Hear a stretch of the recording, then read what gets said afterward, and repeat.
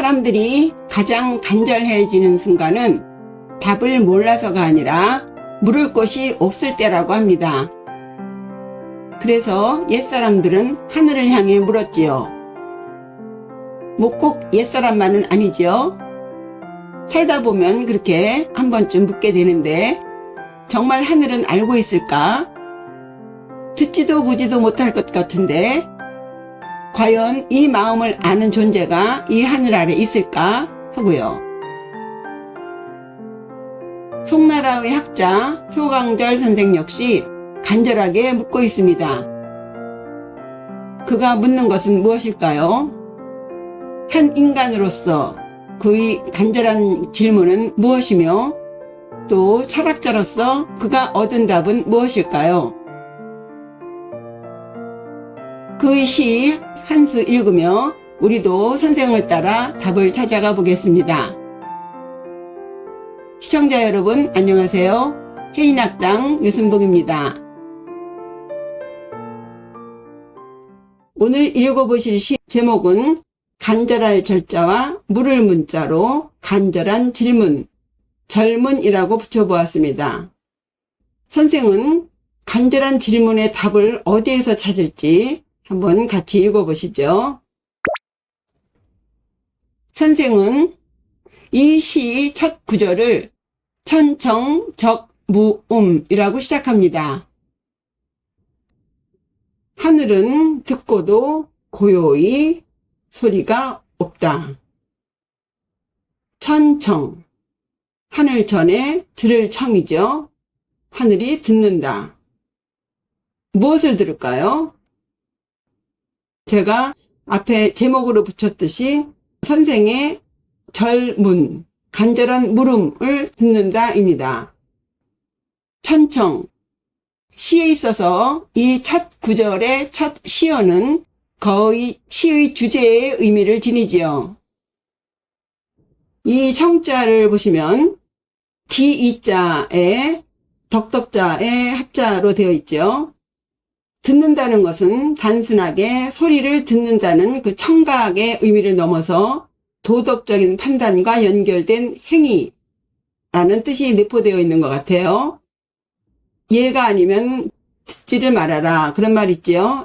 도덕적으로 판단해서 들을 만한 소리만 듣는다 하는 들을 청자입니다.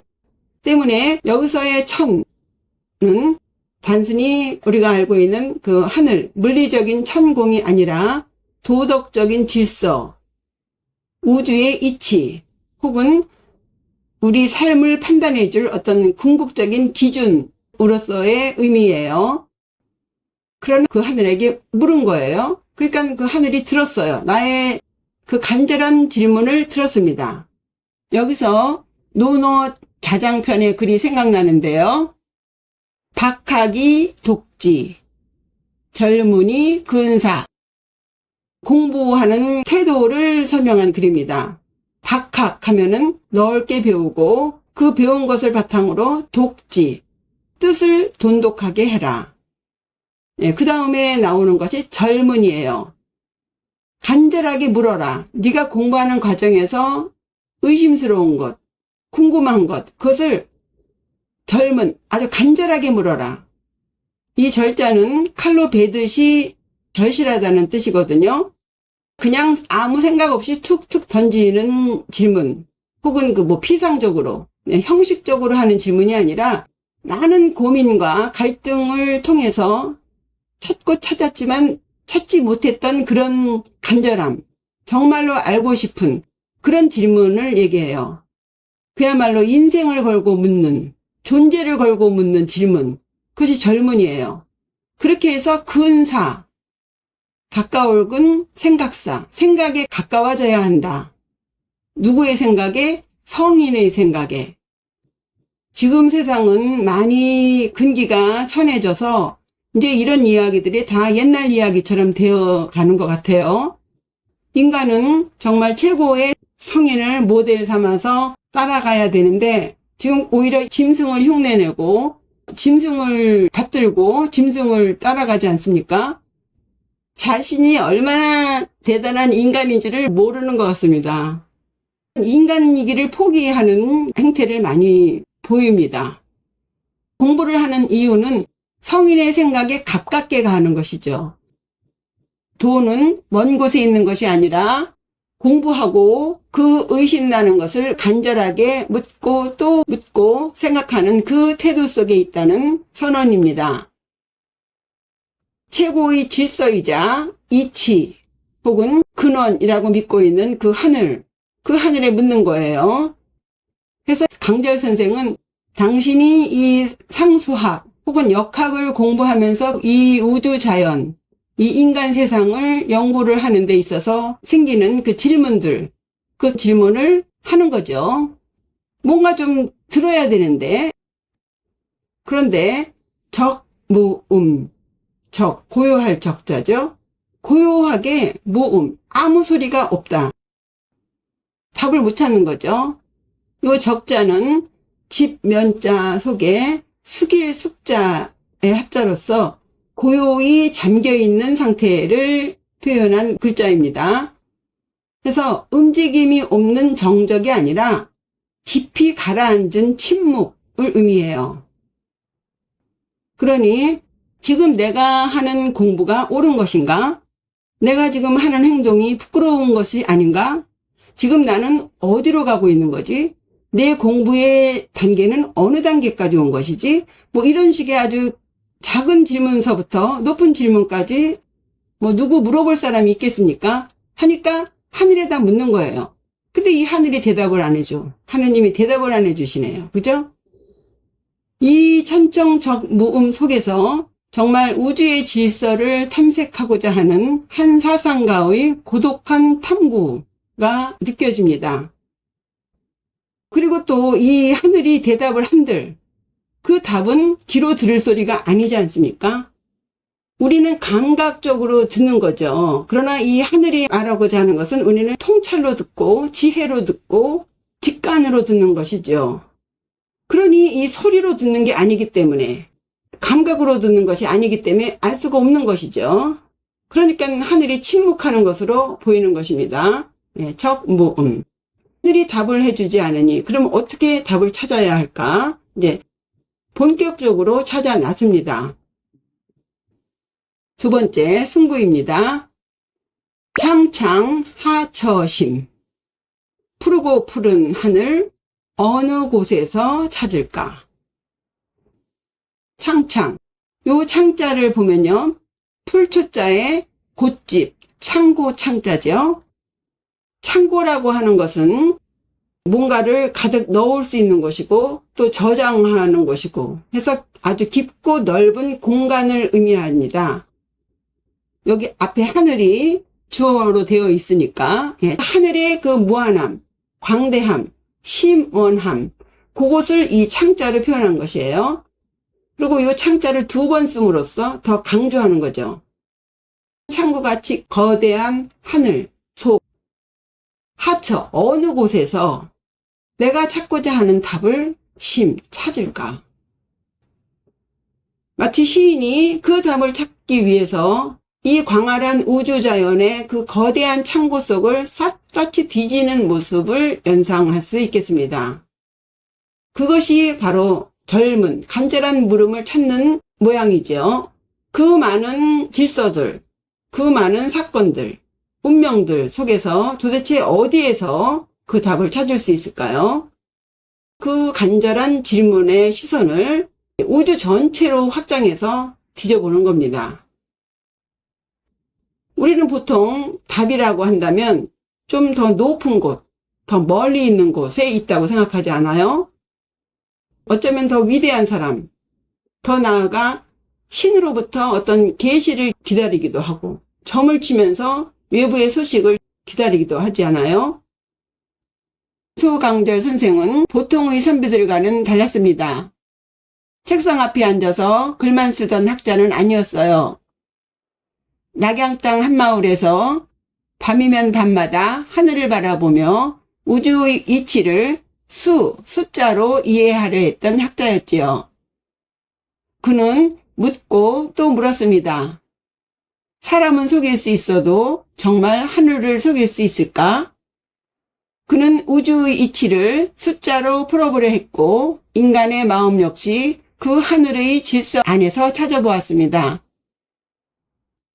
그러나 시인은 찾아도 없으니까 도대체 어디서 찾아야지? 묻는 거죠. 저 넓고 넓은 저 하늘 어디서, 이 우주자연 어디서 답을 찾을까? 평범한 식구지만 이 시인의 그 간절함 이해하셨으면 좋겠습니다. 그래서 시인은 내가 찾고 있는 이 탐색의 이 방향이 잘못됐구나 라고 하는 인식을 하게 되는 장면이기도 합니다. 이건 아니구나. 내가 하늘에서 찾을 일이 아니구나. 단순히 그 하늘이라는 공간의 문제가 아니고 또 위치의 문제도 아니구나. 그럼 어디서 찾아야 되느냐? 인식의 방향을 바꿔야겠다고 하는 그 시인의 결심이 있겠지요. 선생은 세상이 시끄러울수록 더 조용한 것을 찾던 사람이었던 것 같아요. 눈에 보이는 권력 속에 보이지 않는 질서를 보면서 그들의 행동이 어떤 흔적을 남기는지를 관찰했습니다. 어쩌면 이렇게 젊은, 간절히 물으면서 온 데를 찾아 헤매는 속에 이미 답은 예정되어 있는 것은 아닐까요? 이제 반전입니다. 세 번째 전구예요. 비고, 역, 비원. 비고, 높지도 않고 역, 비원. 역시 멀지도 않다. 내가 찾고자 했던 답은 저 높은 곳에 있는 것도 아니고 저 먼 곳에 있는 것도 아니야.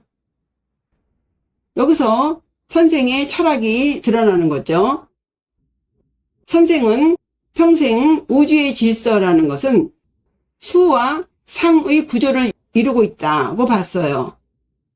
그리고 그 질서는 인간의 마음과 서로 통한다고 보았습니다. 이것이 그 우주를 대우주, 인간을 소우주라고 말하는 것과도 연결이 돼요. 그래서 천지의 이치와 인간의 마음은 서로 감응한다고 보는 사유를 세웁니다. 그렇다면 이미 답은 정해졌겠지요. 천지의 이치와 인간의 마음이 서로 감응한다 하면은 우주의 창고를 온통 뒤지던 그 질문은 바로 오직 인간의 마음속을 뒤져보면 되는 거죠. 그래서 결국에요. 도지 제인심. 모든 내가 지금 궁금해하고 있는 것, 의심하는 것, 그런 것 모든 것은 오직 다른 데 있지 않아. 제인심. 사람의 마음속에 있다. 불가에서도요. 평생 집심만 닳고 다녔다는 말이 있어요. 내 마음속에 그 답이 있는데 그 마음의 소리를 듣지 않고 밖으로만 헤매었다는 뜻이지요. 어쩌면 이 구절이 지난날 강절 선생이 답을 찾으러 헤매었던 구절과 다르지 않을 것입니다. 하늘의 뜻도 하늘의 응답도 다 사람 마음속에 있다. 여기서 말하는 마음심은 감정이 아니죠. 우리 인간의 양심, 인간만이 할 수 있는 분별, 인간이기 때문에 해야 하는 도덕적인 자각, 그런 것이에요. 그것이 없으면 인간이 아니죠. 어쨌든 우리가 그토록 절실하게 묻는 질문, 그 질문에 대한 답은 모르는 게 아니라 그 마음의 소리에 귀를 기울이지 않기 때문에. 그래서 이 시는요, 언젠가 하늘이 너에게 답을 줄 것이야 라고 종교적으로 위로를 주는 게 아니에요. 네 스스로 네 마음의 소리에 귀를 기울여 봐. 간절하게. 간절하다면 얼마나 간절한가? 그 간절함에 따라서 그 답이 다르죠. 그리고 이 하늘의 소리는, 이 마음의 소리는 소리로 답하지 않지요. 그래서 처음 첫 구에 답을 말합니다. 천정적무음. 하늘은 소리 없는 고요함을 듣는다. 하늘은 다 들어요. 다만 소리로 듣지 않는 것이죠. 당연히 소리로도 말해주지 않습니다. 소리 없는 고요함, 그 고요함으로 알려주는 거죠. 우리는 끊임없는 소음 속에서 살아가지요. 빵빵거리는 차 소리며 매일 쏟아져 나오는 뉴스며 메시지들, 끝도 없는 영상들, 저마다 주장하는 목소리들. 그러나 정말 들어야 할 소리는 밖에 있지 않다고 말합니다. 오직 고요함, 이 고요함 속에서만이 진정 우리는 마음의 소리를 들을 수 있을 것이다 라고 시인은 말하고 있어요. 이 시는 조선에서 널리 읽혔던 교훈서인 명심보감 천명편에 실려있는 시예요. 마음을 밝히는 글 속에 이 시가 인용되었다는 사실 자체가 강절 선생의 사유가 단순히 철학을 넘어서 도덕적인 성찰과 맞닿아 있음을 보여줍니다. 이 시의 형식은 한 구에 5자로 4개의 구로 이루어진 오원절구 시입니다. 기승전결이 확실하게 정제된 형식으로 되어 있죠. 전형적인 율시를 따라서 깃구에 소리 승구에 찾을 심, 결구에 마음심 해서 하평성 12침운으로 통일시켰습니다. 선생의 자는 요임금 요자 해서 요부예요. 호는 안락선생이고 시호는 강절입니다. 강절은 편안한 가운데서도 도덕적인 절조를 지킨 인물이라는 뜻으로 그의 사람됨을 짐작해 볼 수 있겠습니다. 젊었을 때 낙양에서 활동하면서 상수학으로 우주의 질서를 사유했던 인물이에요. 역학의 깊이를 삶으로 증명한 인물로 유명하지요. 5대 후손을 살려냈다는 일화 역시 널리 전해집니다. 그에 관한 동영상을 이 영상의 마지막에 따로 실어두었으니 끝까지 시청해 보시기 바랍니다. 그럼 한번 전체 다시 읽어보죠. 천정적무음. 하늘은 소리 없는 고요함을 들으니 창창하처심. 푸르고 깊은 어느 곳에서 찾을까? 비고 역비원. 높지도 않고 또한 멀지도 않은 도지 제인심. 모두 오직 사람의 마음속에 있도다. 오늘도 고요히 마음의 소리에 귀 기울여 보시기 바래요. 이상으로 강절 선생의 절문 마치겠습니다. 이 시 해석을 바탕으로 더 멋지게 해석해 보세요. 해인학당은 고전 속 한 구절이라도 한 글자 한 글자 깊이 들여다보며 읽어가는 공간입니다. 강절 선생과 관련된 영상을 띄워놓으니 화면을 클릭하셔서 보시기 바랍니다. 후원자 여러분, 가입자, 구독자 여러분 감사합니다. 구독과 좋아요, 댓글 잊지 마시고요. 끝까지 시청해 주셔서 감사합니다.